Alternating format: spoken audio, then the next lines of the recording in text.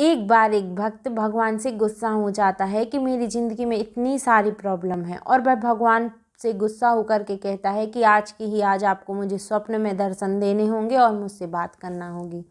और अचानक भगवान उसकी सुन लेते हैं और उसके स्वप्न में उसे दर्शन दे देते हैं। तब वह भगवान के आगे अपनी परेशानियों को कहता है और कहता है कि लोग कितने बुरे काम करते हैं उसके बाद भी सुखी रहते हैं, और मैं जो अच्छे काम करता हूँ उसके बाद भी दुखी रह रहा हूँ। तो वो भगवान से जिद करने लगता है कि आज के आज मेरी सारी परेशानियों को दूर कर दो। तब भगवान उससे कहते हैं कि ठीक है, और जहाँ उसे भगवान दिख रहे होते हैं उसके पीछे एक बरगद का पेड़ होता है। तब भगवान उससे कहते हैं कि तुम्हारी जितनी भी परेशानियां हैं सब लिख करके एक पोटली में बांध करके उस बरगद के पेड़ पर टांगाओ, लेकिन एक शर्त होगी कि वहां से दूसरी पोटली तुम्हें उठा करके ले आनी होगी। और वह खुश हो जाता है कि आज मेरी सारी परेशानियां दूर हो जाएंगी, इसलिए वह जल्दी जल्दी अपनी परेशानियों को लिख के पोटली में बांध के बरगद के पेड़ पर टांग आता है। जब वह वापस आ रहा होता है तो उसे याद आता है कि एक पोटली वापस भी लेकर जानी है।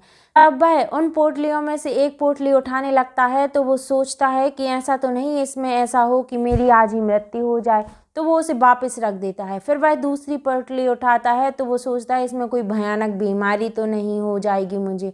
और फिर जब वह तीसरी पोटली उठाता है तो वह सोचता है कि कहीं मेरे असगे संबंधियों को कोई बीमारी या फिर उनकी भी मृत्यु ना हो जाए। तब वह रोने लग जाता है और भगवान से कहता है कि जो मेरी पोटली है आप तो मुझे वही वापस दे दीजिए, मैं तो सब चुनौतियों से लड़ना सीखूंगा और उन सारी परेशानियों को खत्म करके बताऊंगा। तब भगवान मुस्कुराने लगते हैं और उससे कहते हैं कि मैं तुम्हें यही तो समझाना चाह रहा था कि जिंदगी में परेशानियां आएंगी, चुनौतियां आएंगी, लेकिन उनसे भागने की बजाय उनसे लड़ना सीखो।